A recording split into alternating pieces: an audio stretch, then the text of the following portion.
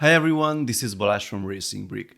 Last Friday, LEGO, pretty unexpectedly, revealed the latest idea set, the 21338 A-frame cabin. In this video, I will take a closer look at the official high-resolution photos and videos to show you many of the visible details of the set, as it has a lot of stuff going on, but more importantly, I would like to talk about the visible shift of concept between the original idea's submission and the final product, and no, I'm not only talking about the unfortunate change of trees. Additionally, there's a very unique new concept hidden in this set related to the minifigures, more about that a bit later. Let's run through the official numbers first.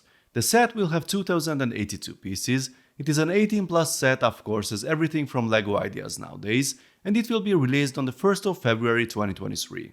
Now, before we begin, I want to talk a bit about the fan designer, Andrea Lattanzio, but you might know him in the LEGO world as Norton74. I've been a huge fan of his work for ages. I'm sure you saw many of his creations online even if you didn't know his name. I think I first saw this garage diorama from him, which is absolutely brilliant, but he created so many amazing builds over the years. I'm actually surprised that we had to wait until this year to have an idea set based on his design. So, here's the front of the box. I really like the custom logo they made for the cabin, and the black background is sort of greenish this time. Together with the brown greebling at the bottom, it creates a nice mood. On the back of the box we can see the interior being revealed with tons of interesting details. Then in the bottom left corner we can see how the building can be disassembled to get better access to the interior. There are more details and placing opportunities demonstrated on the next photos, and then there are the dimensions in the other corner. Now let's put the original idea's submission and the final version side by side. You could say that they are actually very similar.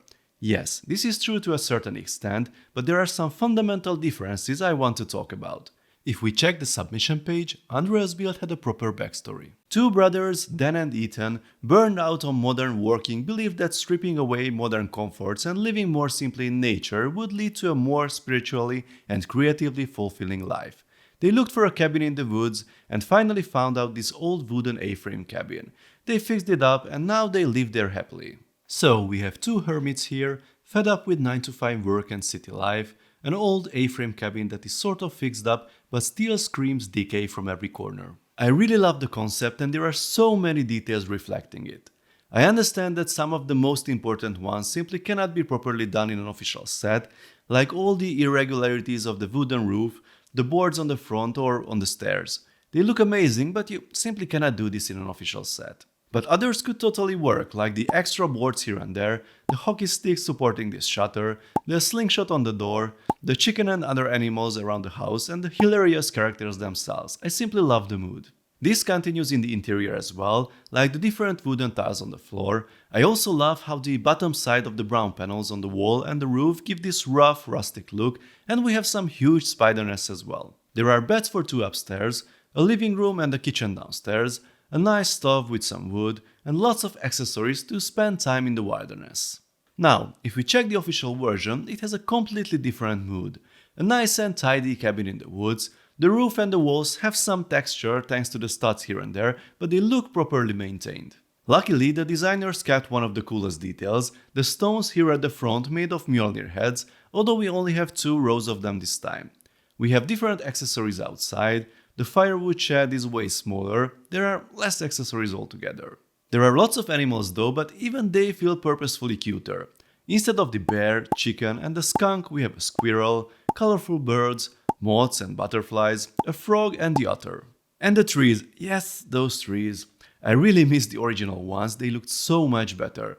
I understand that they required like 5 times more pieces, but still, that might be the first thing to modify when I get the set. There's a possibility, by the way, to detach the 2 side builds from the building and form a standalone picnic spot with the 3 trees. Looks nice. The house itself is constructed differently. The original one only had a wall at the front, an open back, and the roofs could be either opened or even detached. The LEGO set has 2 fixed walls at the front and at the back. The roofs can be removed and you can also remove the top floor. The interior also got a lot of changes and has more like a weekend house vibe.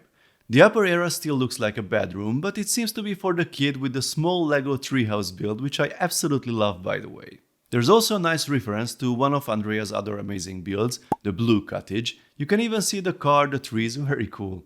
The spider webs are gone, but we still have the spider up here. There's a work corner downstairs with the typewriter on a small table and a lamp. On the other side there are two comfy armchairs, a record player, and a collection of gems and minerals. Apparently this family is into geology. The stairs are on the other side. There's a black stove that is not very visible on any of the photos with some firewood next to it, and this is a kitchenette with lots of lovely accessories. I'm not sure where everyone's supposed to sleep, by the way, since there's only a single bed upstairs. There are more fun details outside, like the rocking chair made of wood pieces, or the backside where you can see a good old octane jerry can, a cool outdoor shower, and, well, this piece of something that might be either a towel for the shower, or either a new version of a toilet paper roll. In this case, the addition of the shovel here makes more sense. The whole building got somewhat smaller altogether. The original submission had 28 panels lined up here at the front, the final set only has 22. Now about that weird thing going on with the characters included. We get 4 minifigs instead of the 2 hermits of the original submission. Might be a family for the first sight based on this photo on the box. But if we take a closer look at the back, here's this guy with the mustache on this photo. Now suddenly he changed the hairpiece with this lady. Also, the yellow hairpiece belongs to the guy here, then here it is on the girl, and also the torsos are swapped. It's a quite unusual concept in LEGO sets, but the official description might give us some help. It says 4 customizable minifigures and 11 animal figures, mix and match elements to create 4 minifigures, and so on. So, apparently this set does not have fixed characters as usual, but we are actively encouraged to build them as we feel like. I mean, it's kind of natural to assemble LEGO minifigs as you prefer, but you don't really see this often being demonstrated right on the box. At least I cannot recall any sets emphasizing this, besides maybe the foosball table or the recent City Mission sets. Please let me know in the comments if you have more examples. So, let's sum it up.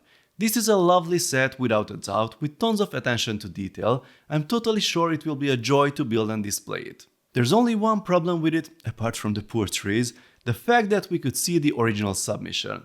I really can't help but I prefer that concept and that vibe over this, although I've already read comments from many people who prefer this new mood, so maybe LEGO designers know their target audience better and I'm just part of the minority. I will still have to build it to be able to share my opinion about the price. Unfortunately, I didn't get the set for an early review, so it will only happen sometimes in February. I will also try to get in touch with Andrea to ask for some background information, so stay tuned. Please let me know your thoughts in the comments, folks. How do you like the set? Which version? Which mood you prefer? What are your favorite details? Are you planning to buy it? Let's talk about it. If you like this video, then please give it a thumbs up, and I really suggest to subscribe with notifications as more exciting LEGO videos are coming soon. See you next time, bye bye.